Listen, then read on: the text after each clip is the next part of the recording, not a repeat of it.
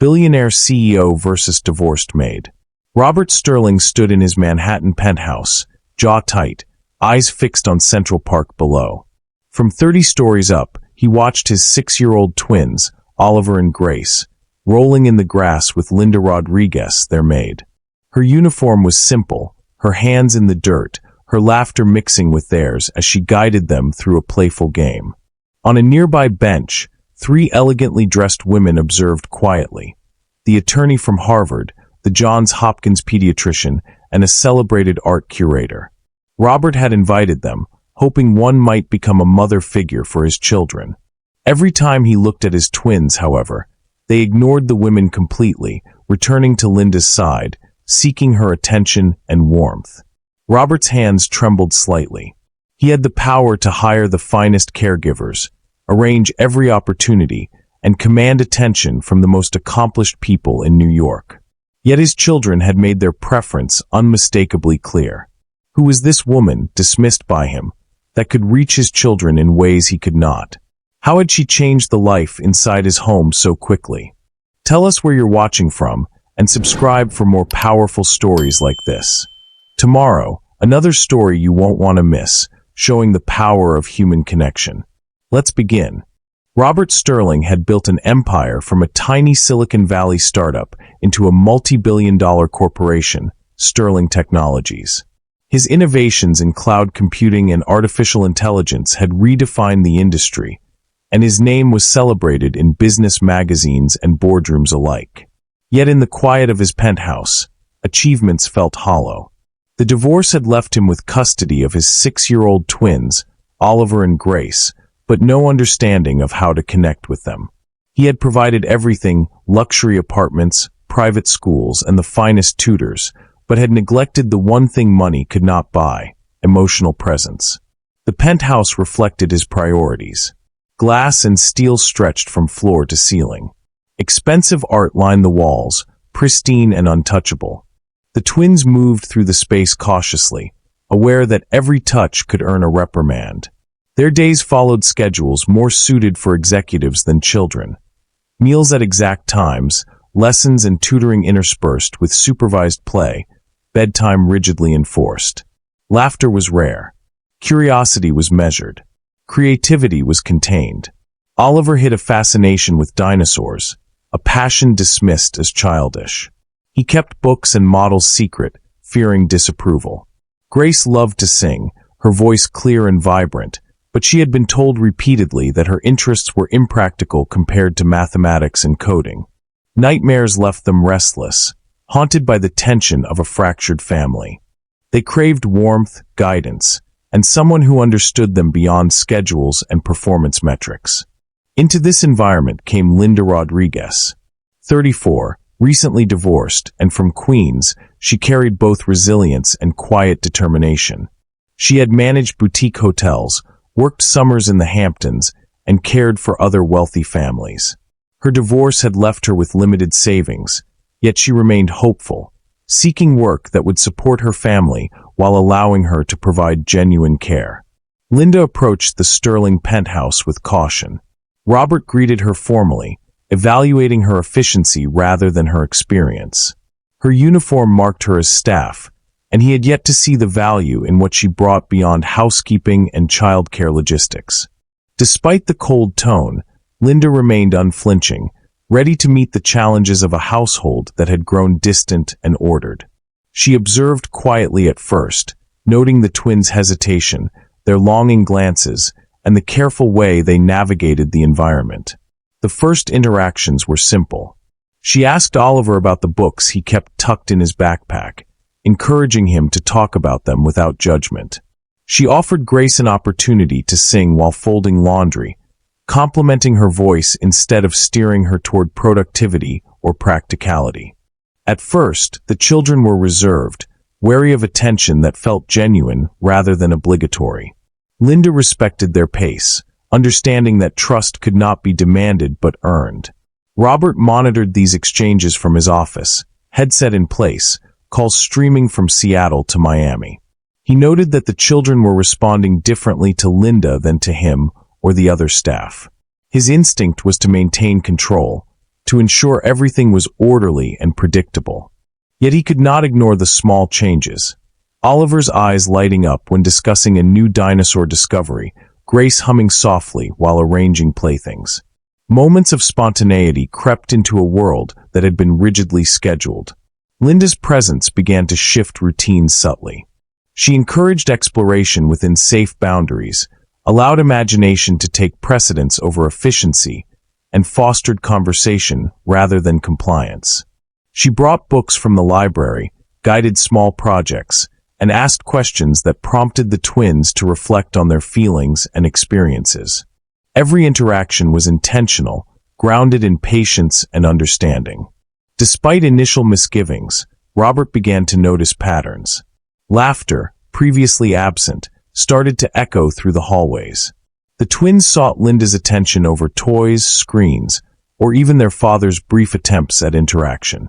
Even the household staff recognized a change in energy, a sense that the children were experiencing something they had lacked for months. Linda did not attempt to replace their father or correct his methods. She provided stability, presence, and acknowledgement of their individuality. She treated their interests seriously, responded to fears with calmness, and offered consistent support.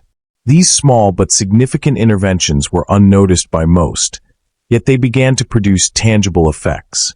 Fewer tantrums, calmer bedtimes, more willingness to engage in structured activities, and the first signs of genuine happiness in the children's eyes. By the end of her first month, Linda had established a rhythm that blended care with creativity, respect with freedom, and empathy with guidance. The children were no longer navigating a controlled space alone. They had someone who saw them, heard them, and valued their thoughts. Robert watched from a distance, perplexed. The efficiency-driven strategies he had relied on, the carefully arranged schedules and high-priced interventions, could not match the quiet impact of a woman dismissed by social assumptions yet fully present in her purpose. For the first time since the divorce, Robert faced a difficult question. Could emotional intelligence, patience, and genuine care outweigh wealth, influence, and structured planning? Linda had arrived as an employee, expected to manage the household, and yet she had begun to address the gaps he could not fill. She was transforming not just the children's days, but the energy of the home itself, bringing light into spaces that had been sterile and unyielding. The foundation of the Sterling household was shifting, unnoticed by most but clear to anyone paying attention. The twins were responding, engaging, and discovering joy, while Robert began to confront his own limitations in the face of a simple truth. Love, presence, and understanding could not be purchased or scheduled. They had to be given. Linda's first breakthrough came on an ordinary Tuesday. The penthouse was quiet, save for the distant hum of city traffic and the soft clatter of keyboards from Robert's home office. She gathered a stack of discarded business documents, flat and crisp, and handed them to Oliver. "Let's see how far we can make these fly," she said, her voice calm but inviting. The twins hesitated, unsure if play could belong in this controlled space. Linda folded one sheet, demonstrating a precise crease. "You don't have to get it perfect," she explained. "Try your way first." Oliver's eyes widened as his first airplane soared across the marble floor, tumbling and spinning before landing near a sculpture. Grace giggled, picking up another sheet to craft her own. For the first time in months, the penthouse felt alive with sound and motion. Linda cheered their successes, praised their efforts, and even celebrated the crashes, turning minor failures into learning moments. Afterward, they moved to the living room. Blankets were draped over chairs, pillows piled high, and the children built forts that reached the height of their imagination. Linda encouraged them to name kingdoms and create stories around them. Oliver declared one fort Dino Island, while Grace established Harmony Hall, complete with imaginary concerts. Linda played along, guiding without imposing, creating a space where structure yielded to creativity. Through these simple activities, Linda began to understand the children deeply. She discovered Oliver's fascination with dinosaurs, tucked away from his father's scrutiny.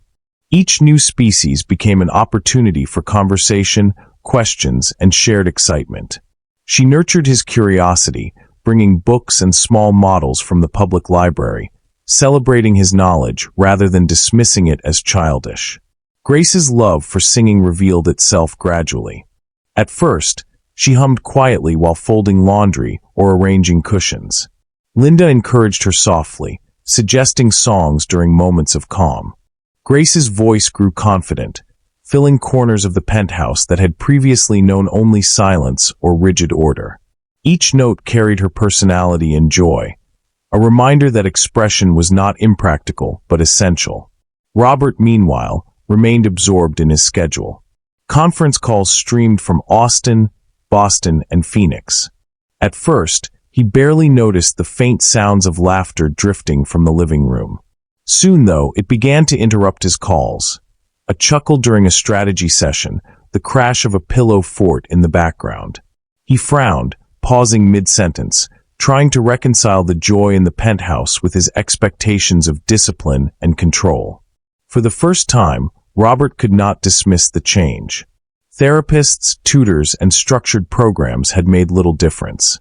Linda's presence, however, had transformed the environment. The children were thriving not because of schedules or high-priced interventions, but because they were seen, heard, and encouraged to explore themselves freely. The transformation became more visible each week. Oliver, once hesitant to participate in lessons, now approached assignments with curiosity, linking facts to his love for dinosaurs. Grace began to contribute confidently in school, her creativity evident in class discussions and performances. Teachers noted improved focus and engagement, attributing the change to a newfound emotional stability. Family therapy sessions reflected the shift. The therapist, long concerned about the twins' withdrawn behavior and emotional regulation, remarked on noticeable progress. Nightmares had decreased, sibling arguments softened, and the children demonstrated patience and empathy previously absent. Linda's influence had gone beyond superficial happiness. It had provided a foundation for emotional growth and resilience. Linda's approach was deliberate yet unassuming. She listened more than she spoke, asked questions instead of issuing commands, and followed the children's cues rather than imposing her own. She allowed Oliver to lead explorations into paleontology, encouraged Grace to organize songs and mini-performances, and celebrated their achievements in a way that reinforced self-confidence rather than compliance. Even the penthouse itself seemed to respond. Spaces once forbidding now hosted laughter, creativity, and warmth. The rigid schedules and off-limits rules gave way to moments of freedom within safety, a delicate balance Linda maintained without challenging Robert directly. The children began to associate the home with security, joy, and belonging rather than order and performance. Robert's realization was slow but undeniable. He began to witness a part of parenting he had never understood. Influence through attention, connection, and consistent emotional presence. His spreadsheets and business plans could not replicate what Linda achieved through patience and care. Each call interrupted by laughter reminded him that his children were growing in ways he had failed to provide. The change was not just emotional but behavioral. Oliver engaged with friends more confidently at school, discussing his interests without fear of judgment. Grace participated in singing activities, her performances recognized by peers and teachers alike. Their social interactions became smoother, more empathetic, and reflective of the confidence nurtured in the penthouse. By the end of the second month, Robert could no longer ignore the evidence. He watched Oliver explain a dinosaur fact to Linda with pride and saw Grace lead a small impromptu concert in the living room. Both children displayed joy, curiosity, and self-assurance in ways that had been absent for years. Linda had succeeded where formal programs had not, providing an emotional anchor and the freedom to explore their personalities fully. In quiet moments, Robert began to reflect on his approach. He had measured parenting through control, resources, and efficiency. Linda measured it through understanding, presence, and connection. The contrast was stark, forcing him to reconsider assumptions about success, influence, and what his children truly needed. The penthouse, once a space of order and silence, now resonated with laughter, curiosity, and creativity. The twins thrived in a world balanced by structure and genuine care. Robert's view from the office offered him clarity, uncomfortable but undeniable. The success of his children's development was no longer measured by grades or schedules alone. It was measured by the moments of attention, understanding, and joy that Linda created each day. Robert Sterling's pride had never faced a challenge like this.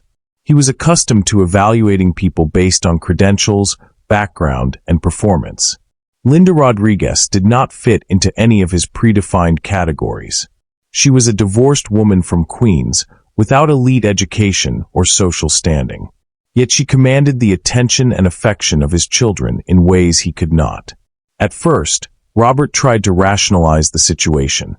He reminded himself that Linda was merely staff, there to maintain order, supervise homework, and manage meals. Her role had limits, and boundaries could be enforced. Still, every day he observed the twins seeking her guidance, leaning on her judgment, laughing in ways they rarely did with him. Each joyful interaction chipped away at his certainty that wealth and status could structure happiness. Linda's warmth served as a mirror, reflecting back to Robert the deficiencies he had long ignored. Her patience highlighted his own impatience.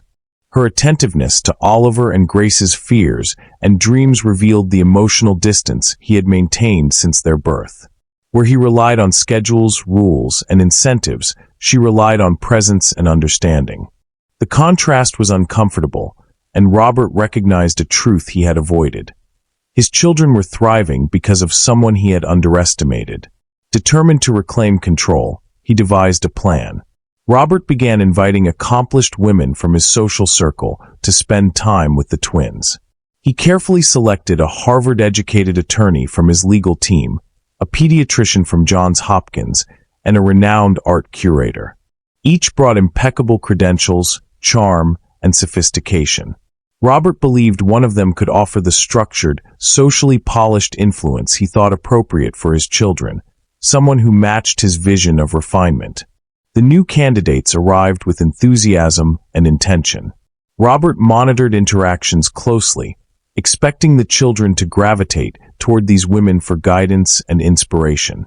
He imagined that credentials, intelligence, and elegance would naturally draw respect and admiration. He underestimated, however, that influence cannot be commanded through status alone. Linda, quiet yet unyielding, continued her approach. She did not compete with the visitors or react to Robert's strategic maneuvering. She maintained her gentle presence, listening attentively, encouraging, and reinforcing the children's interests. The twins responded instinctively. They remained polite to the attorney, the pediatrician, and the art curator, yet they repeatedly returned to Linda's side, seeking her comfort, guidance, and attention. Robert's frustration grew. Each moment of laughter shared with Linda during a demonstration of dinosaur models, or a song sung quietly with Grace, reminded him of the limitations of his social solutions. He realized that no degree, title, or public recognition could replicate the authenticity she provided. His spreadsheets, meticulously designed schedules, and curated interactions had failed to produce the same result.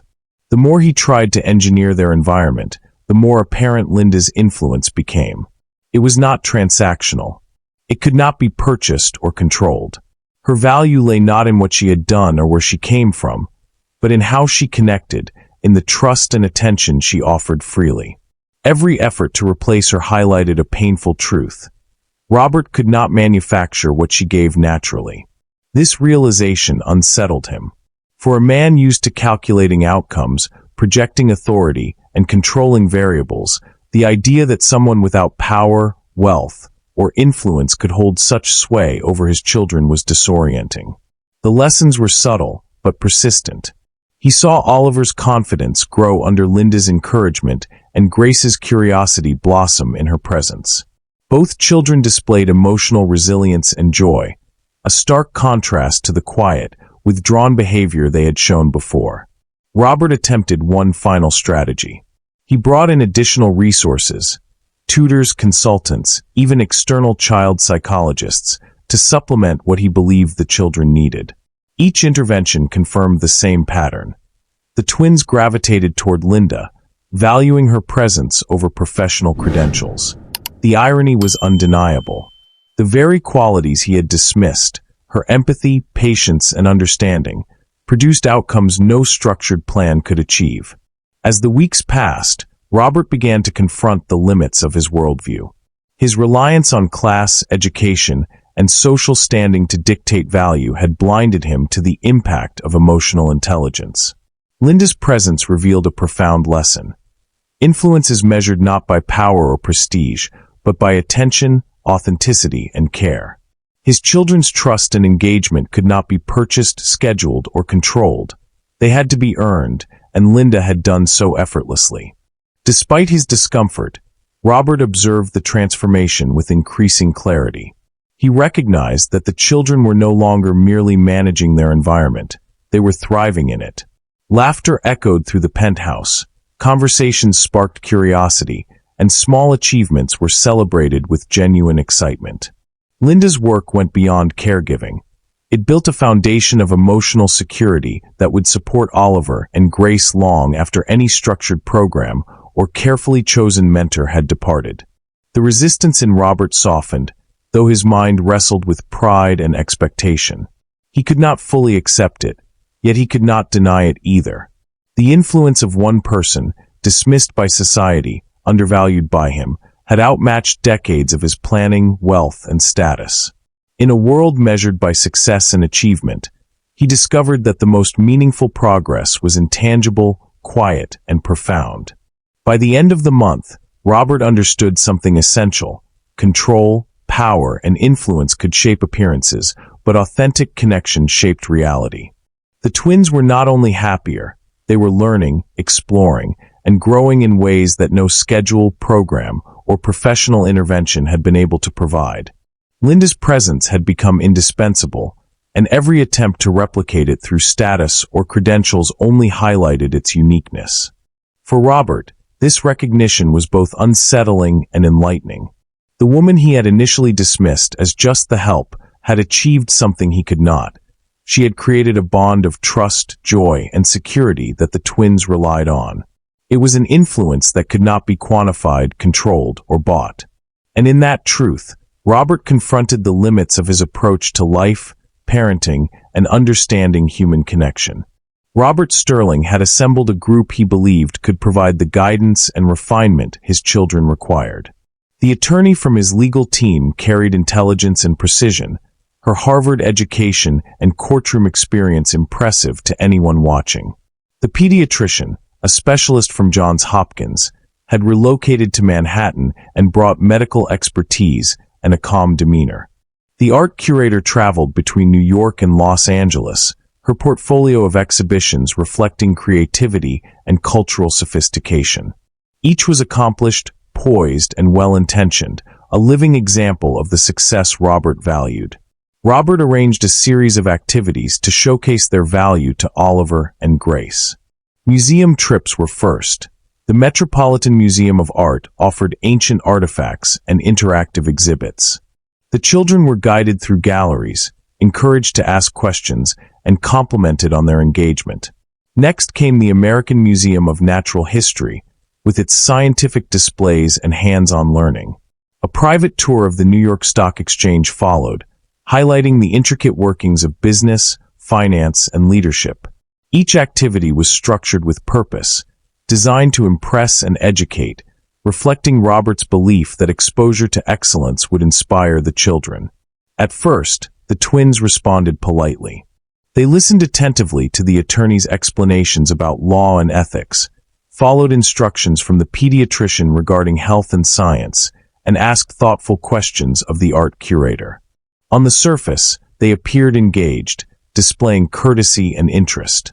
Robert watched from a distance, a sense of satisfaction building as he assumed his plan was unfolding as intended. Yet beneath the surface, a different dynamic was at play. The children's eyes often wandered to Linda. Even while participating in structured activities, they sought her approval, shared small observations, and whispered excitement about discoveries in her presence. Oliver, after hearing a lecture about market trends, would quietly tell Linda about a new dinosaur fact he had learned the day before. Grace, after reciting information about a historical exhibit, would sing softly to Linda while folding her notes or arranging items in a playful manner. Over time, a clear pattern emerged. No matter how impressive the visitors were, the twins gravitated toward Linda. She was the one who could match their energy, celebrate their ideas, and validate their feelings. Where the attorney, pediatrician, and curator brought knowledge and expertise, Linda offered recognition, encouragement, and emotional engagement. The children's preferences were consistent. Polite attention to the visitors, true excitement, and openness with Linda. The difference was subtle but undeniable. During a visit to the art exhibition, the curator discussed brush techniques and historical context. Grace nodded politely, asked a few questions, and then returned to Linda's side, pointing out the painting that reminded her of a song they had created together. Oliver, while observing a mechanical model at the stock exchange, listened respectfully to the pediatrician's explanation of complex systems, then ran to Linda to draw parallels with his latest dinosaur discovery. Robert began to notice this repeated behavior, and discomfort grew. The very structure he had relied on, accomplished adults, curated experiences, precise schedules, was insufficient to guide his children toward the emotional engagement he desired. Linda's presence was constant, adaptive, and deeply attuned to their needs, something no carefully selected professional could replicate. Even during moments meant to impress, the twins returned to Linda for comfort and guidance. A guided tour of the museum became a storytelling opportunity, led by her questions and encouragement. A lesson about finance shifted into a playful comparison with dinosaur trading in Oliver's imagination. A discussion about art transformed into a song Grace created spontaneously while arranging exhibit materials. In each case, Linda bridged the gap between structured knowledge and the children's lived experience, connecting ideas to feelings and fostering personal growth. Robert attempted to intervene subtly, redirecting attention to the visitors and their lessons. He reminded himself of credentials, social standing, and the opportunities these women could offer. Yet the children's choice was clear. Politeness to the visitors remained, but genuine interest, joy, and enthusiasm were reserved for Linda. Every attempt to control or guide the outcome only highlighted her influence. The pattern reinforced an undeniable truth. Expertise and social status could not replace emotional connection. The children responded to authenticity, attentiveness, and engagement, qualities Linda possessed naturally. They measured care by presence, consistency, and validation, not by accolades or accomplishments. Robert observed the twins laughing with Linda after a museum trip, sharing small insights they had gained and making playful connections only she could facilitate. He realized that no matter how accomplished the other women were, the bond Linda had established with Oliver and Grace was unique and essential. It could not be replicated, purchased, or scheduled. Even in moments of structured enrichment, Linda's influence permeated. She connected lessons to personal interests, encouraged creativity alongside learning, and provided reassurance when challenges arose. The children's growth was measurable not only in academic engagement, but in emotional confidence, curiosity, and resilience. Her presence transformed activities from obligation to exploration, from observation to active participation. Robert, witnessing this repeated choice, confronted a truth he had long avoided. Status, wealth, and carefully curated experiences could not replace the power of authentic care. Linda's impact was not about what she knew or where she came from. It was about how she connected, guided, and nurtured. The children's preferences were deliberate, consistent, and insightful. By the end of the social experiment, the evidence was undeniable. Oliver and Grace had consistently chosen the woman who saw them, listened to them, and encouraged their individuality. Politeness to accomplished adults remained, but true engagement belonged to Linda. The penthouse, once a space of order and distance, had become alive with laughter, creativity, and emotional presence, all shaped by her influence. Robert stood back, quietly observing, beginning to understand that his carefully arranged plans, designed to impress and educate, were insufficient.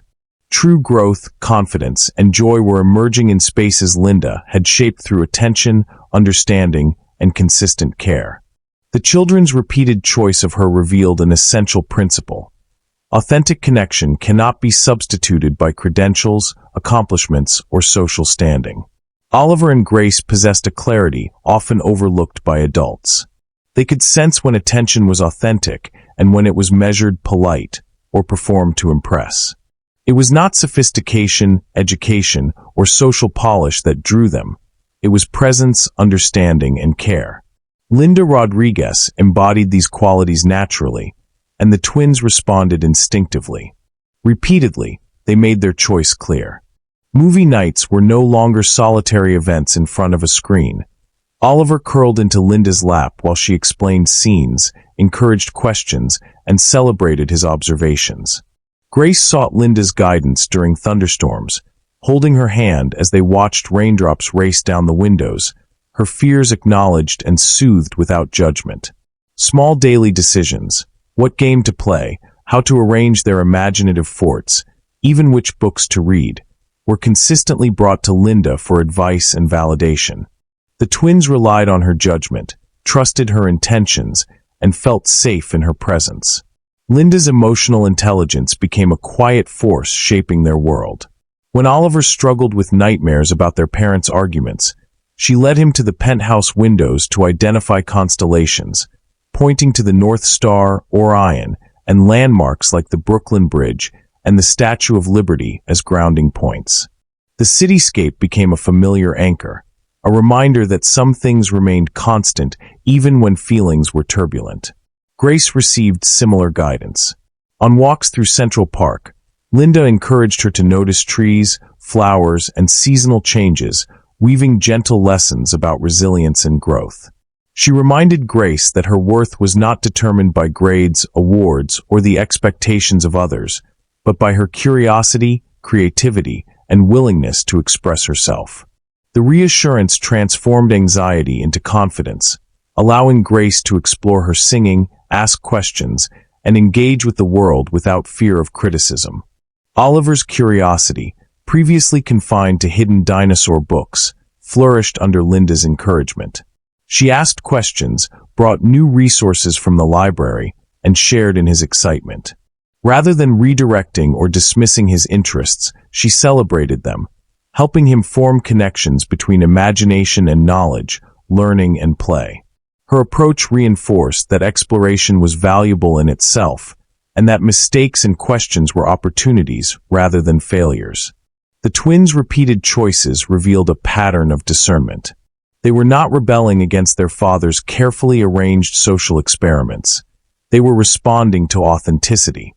The attorney, pediatrician, and art curator brought impressive credentials and structured experiences, yet the children's attention always returned to Linda.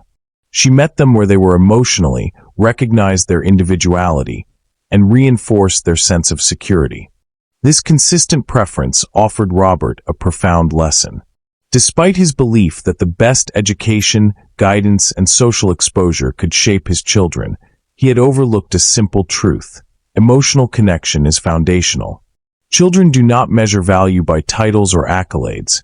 They measure it by trust, empathy, and responsiveness. Linda had built that foundation, providing the stability the twins had long lacked. Storytelling became another tool in her repertoire. She transformed mundane moments into experiences that combined learning and comfort. When Oliver feared separation or failure, she shared tales of explorers, inventors, and figures from history, drawing parallels to his own challenges. When Grace struggled with self-doubt, she sang alongside her, connecting music with resilience and self-expression. These practices were not elaborate programs. They were attentive, responsive interactions that communicated safety, worth, and understanding. Over time, this presence solidified the children's sense of security. Oliver's questions, once timid, became bold explorations. Grace's performances, once hesitant, carried confidence and joy. Each moment reinforced the idea that they were valued for who they were, not simply what they accomplished. Linda's influence was a steady undercurrent, shaping their emotional growth, reinforcing trust, and encouraging curiosity. Even small daily routines became opportunities for connection. Mealtime conversations, organizing play spaces, and bedtime rituals were transformed into shared moments of attention and guidance. The twins developed habits of openness and reflection, learning to articulate feelings, ask for help, and celebrate achievements in ways previously unseen. The foundation Linda built extended beyond immediate guidance. It was a framework for future interactions, a model of how relationships could function on respect, empathy, and genuine care. Oliver began sharing his discoveries without fear of ridicule. Grace pursued music with the understanding that effort, expression, and joy mattered more than perfection or external approval. Emotional intelligence, once an abstract concept, was becoming a lived experience in the penthouse. Robert, observing from a distance, was confronted repeatedly with evidence he could not dismiss. The children's engagement, excitement, and trust were not products of wealth, social refinement, or structured enrichment. They were products of consistency, understanding, and authentic care.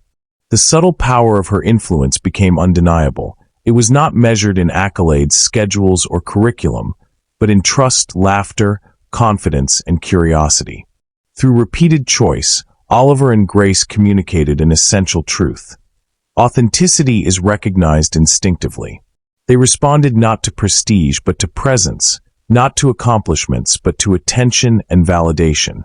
Linda's influence, consistent and patient, provided what no other figure, regardless of skill or status, had been able to achieve.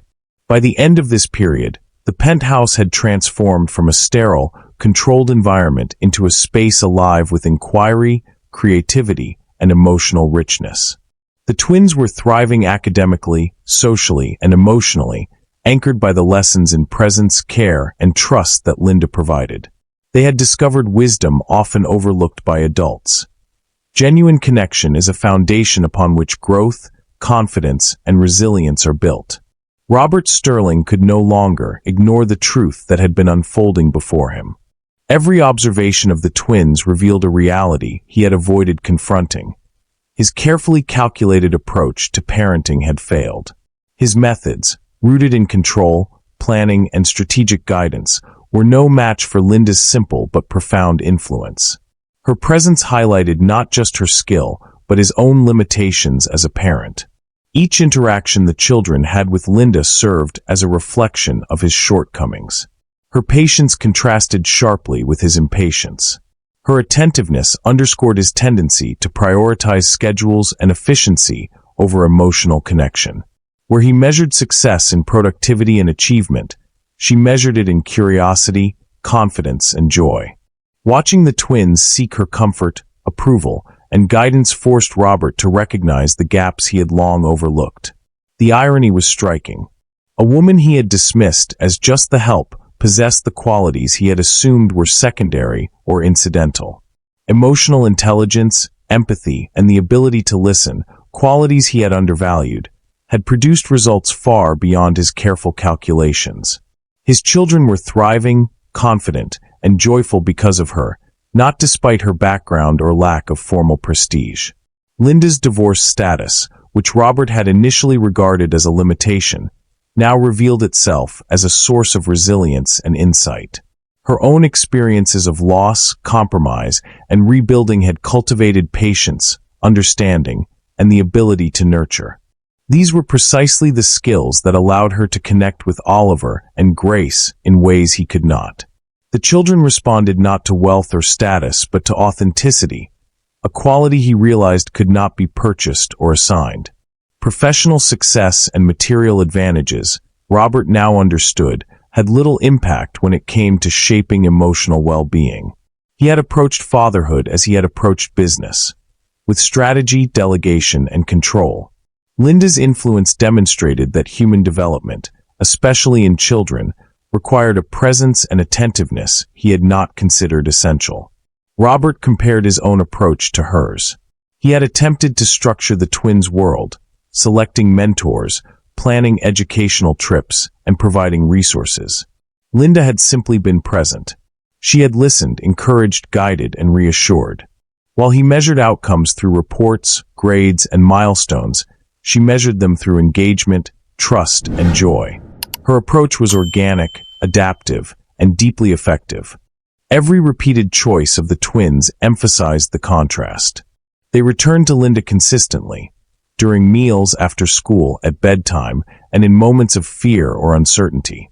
The attorney, pediatrician, and art curator could provide expertise, cultural exposure, and guidance, but they could not replicate the bond she had built. Robert's attempts to influence their preference highlighted the futility of his approach.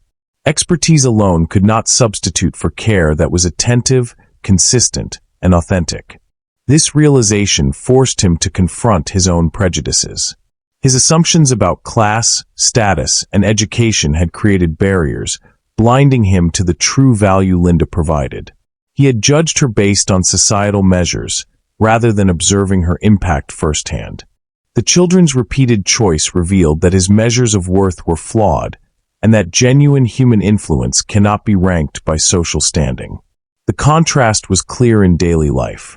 Oliver's laughter when building paper airplanes or sharing dinosaur facts, Grace's songs and confidence during activities, and their general curiosity and engagement, all stemmed from Linda's guidance. Robert had provided material advantages, carefully planned schedules, and access to experts, yet it was her empathy, attention, and emotional presence that produced measurable transformation. Robert could no longer deny that he had underestimated the power of authentic connection. Linda's influence went beyond the moment. It shaped behavior, resilience, and emotional intelligence. The children's confidence, curiosity, and sense of security were not accidental. They were cultivated through consistent care, attentiveness, and validation. These were qualities he could not impose, no matter how precise his plans or impressive his resources.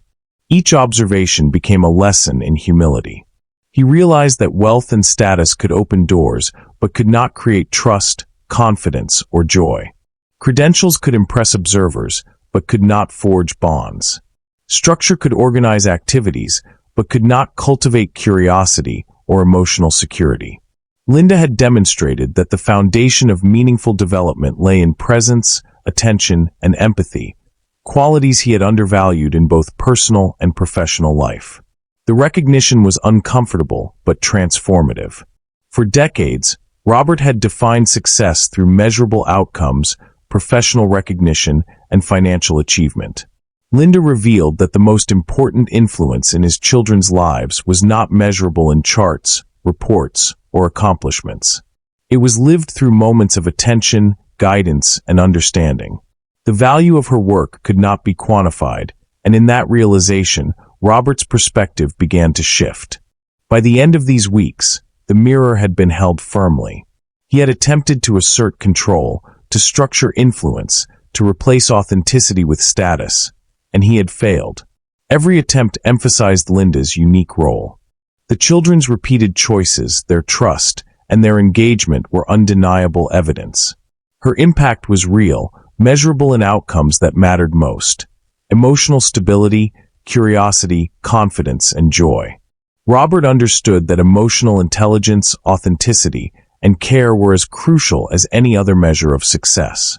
He realized that the very traits he had overlooked, patience, empathy, attentiveness, and consistency, were essential to raising children who could thrive not only academically but as confident, resilient, and emotionally healthy individuals. Linda had not only cared for the twins, she had taught Robert a lesson in understanding, presence, and the limits of control. The children's wisdom, expressed through repeated choice, highlighted an essential truth. Authenticity cannot be substituted by achievement, credentials, or social standing. True value is recognized instinctively, and those who provide it shape lives in ways that wealth alone never can. Robert Sterling had built an empire measured in billions, yet he was beginning to understand its limits. Wealth, influence, and access to expertise had allowed him to shape the external world, but they had not prepared him for the complexities of raising emotionally healthy children. Oliver and Grace's responses made one thing clear. Material success cannot replace genuine human connection. Linda Rodriguez had demonstrated this principle through her daily presence. She did not rely on status, titles, or accolades to influence the twins. Instead, she used something far more powerful: her attention, empathy, and consistent engagement. When Oliver excitedly shared a fact about dinosaurs or Grace sang softly while folding laundry, her responses were encouraging, validating, and attentive. These small moments, repeated over days and weeks, produced far more profound growth than any structured lesson or material reward could have achieved. The power of authentic care was evident in every interaction. Linda listened deeply, observed patiently, and responded thoughtfully. She met the children where they were emotionally, rather than trying to mold them to meet expectations. By doing so, she created an environment where curiosity, creativity, and confidence could flourish. The twins' laughter, openness, and willingness to explore reflected a transformation rooted in attention and understanding. Beyond nurturing immediate growth, Linda imparted resilience and values that would remain long after her influence became less direct. Through simple conversations, shared activities, and guidance during challenges, she taught Oliver and Grace the importance of courage, integrity, and caring for others even when circumstances were difficult. Oliver learned that curiosity mattered more than approval, and Grace discovered that effort, creativity, and self-expression were as valuable as any achievement. These lessons, grounded in authentic interaction, offered the children a roadmap for navigating life with confidence and empathy. Robert watched these developments with a mixture of astonishment and humility. For years, he had assumed that exposure to opportunity, education, and social prestige was sufficient preparation for life. Linda's work revealed a deeper truth. Emotional intelligence, the ability to understand, respond to, and nurture feelings, is foundational to human development. Skills, credentials, and material advantage could provide access, but they could not cultivate trust, curiosity, or confidence.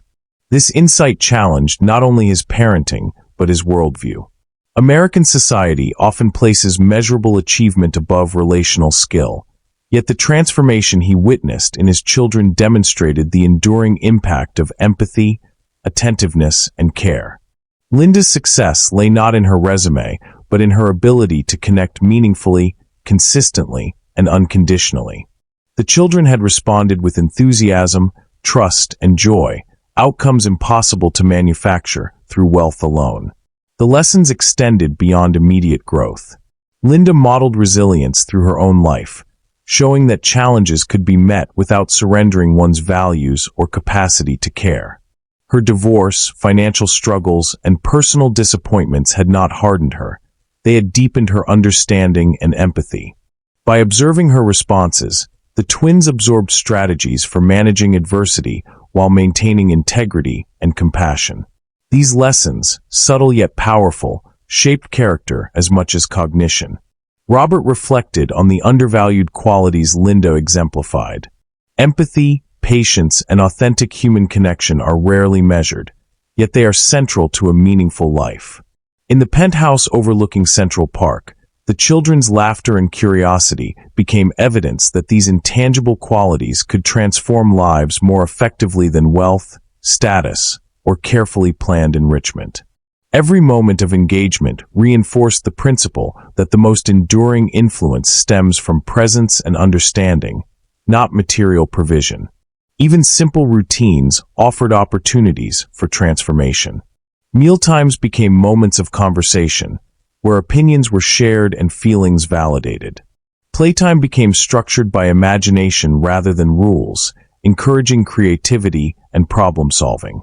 Bedtime routines reinforced consistency and safety, teaching emotional regulation without coercion. Through these interactions, Linda showed that authentic care is actionable, present in every small decision and every response to a child's curiosity or concern. The contrast with Robert's earlier assumptions was stark. He had approached fatherhood as a problem to solve, a system to optimize. Linda approached it as a relationship to nurture, recognizing that influence emerges from trust, guidance, and attention. Her work illustrated that outcomes measured in emotional confidence, curiosity, and resilience could not be achieved through strategy or investment alone. They required authentic human engagement. By the end of this period, Robert had internalized a critical lesson. Success measured only in material terms or professional accomplishments is incomplete. True influence, particularly in shaping young lives, is rooted in empathy, presence, and genuine care.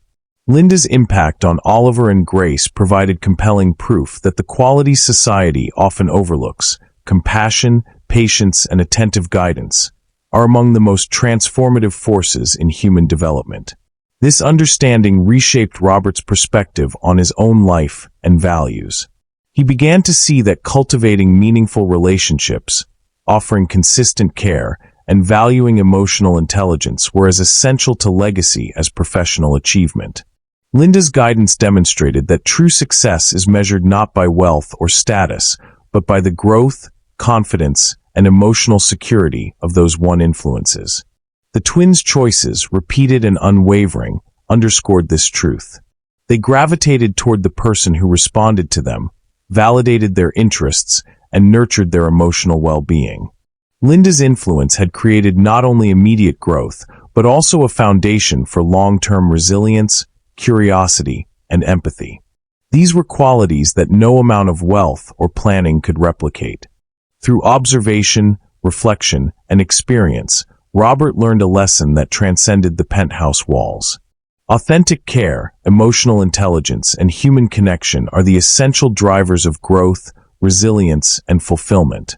In recognizing and valuing these qualities, he confronted the limitations of his previous assumptions and gained insight into the enduring principles that shape lives. Robert Sterling stood once again in his Manhattan penthouse, eyes fixed on Central Park far below. The sun had begun to dip behind the skyline, casting long reflections across the glass and steel of his carefully curated home. Oliver and Grace were on the grass, laughing and running, their energy infectious. At the center of their joy was Linda Rodriguez, kneeling in the dirt, fully engaged with the twins as if the world beyond that park did not exist. Nearby, the women Robert had handpicked, the attorney, the pediatrician, the art curator, watched politely from a bench, each fully accomplished, poised, and socially impressive. They had led museum visits, structured activities, and cultural lessons. Yet the children's attention consistently returned to Linda. The message was undeniable. Despite prestige, expertise, and appearance, the twins had chosen the person who offered something the others could not: presence, understanding, and genuine care.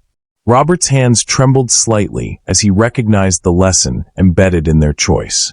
For years, he had equated value with status, intelligence, and wealth. He had believed that careful planning and curated experiences could ensure his children's development. Observing the twins' interactions, he realized he had been wrong. The person who mattered most to them was not selected for credentials or social position, but for qualities far less tangible: empathy, attentiveness, and consistent love. Linda's contribution was unmatched. She had entered a home governed by schedules, rules, and minimal warmth and transformed it into a space alive with curiosity, laughter, and exploration. She had nurtured Oliver's fascination with dinosaurs and encouraged Grace's love of singing, creating a foundation of emotional security that no enrichment program or social contact could replicate. She had met them where they were emotionally, providing reassurance and guidance that was authentic, patient, and enduring. The children's repeated choice had clarified one thing for Robert: true influence cannot be imposed or purchased. It is recognized instinctively. In every game, story, and conversation, Linda had demonstrated the power of connection grounded in care rather than status. Oliver and Grace responded with joy, confidence, and trust, reflecting growth that was measurable in ways no spreadsheet or report could capture. Robert reflected on the transformation he had witnessed. His penthouse, once a symbol of isolation and control, had become a space shaped by emotional intelligence. The twins were thriving academically, socially, and emotionally, guided by someone whose impact was defined not by material wealth or professional success, but by consistent presence and genuine engagement. He also recognized the legacy Linda was creating. Through her daily interactions, she modeled resilience, authenticity, and empathy. The children had internalized lessons about facing challenges with courage, valuing curiosity over approval, and expressing themselves without fear of judgment. These were not temporary lessons. They would shape the twins' approach to relationships, learning, and life for years to come. Robert understood that his previous assumptions about success had been incomplete. Wealth and status could open doors and provide access, but they could not cultivate trust, emotional growth, or resilience. Linda's example demonstrated that the most important qualities, care, empathy, attentiveness, cannot be bought, assigned, or measured on paper. They must be lived, observed, and consistently practiced. In that moment, Robert felt a mixture of humility and gratitude. Humility, because he had underestimated the power of authentic care and the wisdom of children to recognize it. Gratitude, because he could witness firsthand the profound positive impact Linda had on the lives of his children. The twins' laughter, curiosity, and confidence were living proof that emotional intelligence and genuine connection were invaluable. He watched Oliver build a new fortress from leaves and sticks, while Grace added decorations with a flourish. Linda encouraged each idea, celebrated achievements, and provided guidance when needed, never taking control but always present. Their bond was evident in every glance, laugh, and gesture, a bond Robert could not have engineered through influence or wealth. The broader implications were clear. True value, he realized, lies not in accumulation or accomplishment, but in the ability to nurture, understand, and connect with others. It is reflected in moments of guidance, encouragement, and unconditional care. Linda had demonstrated this daily, and the children had responded accordingly. The lesson extended far beyond the penthouse walls. It applied to relationships, parenting, leadership, and life itself. Robert exhaled slowly, finally accepting the reality he had resisted for so long. Linda's triumph was not the result of climbing social ladders or accumulating credentials. It was rooted in qualities often overlooked yet profoundly impactful: empathy, attentiveness, resilience, and authentic human connection. These were the traits that shaped his children and ultimately the foundation of their future. As the sun dipped lower, the twins called out to Linda, who joined them in play with ease and warmth. Robert remained at the window, absorbing the scene. The children had made their choice, and in doing so, had revealed a truth he could no longer ignore. Love, care, and emotional presence hold greater power than wealth or status ever could. This story reminds us that the most important qualities cannot be bought or measured. If it touched your heart, subscribe, tell us where you're watching from, and join us tomorrow for another story that proves the power of human connection.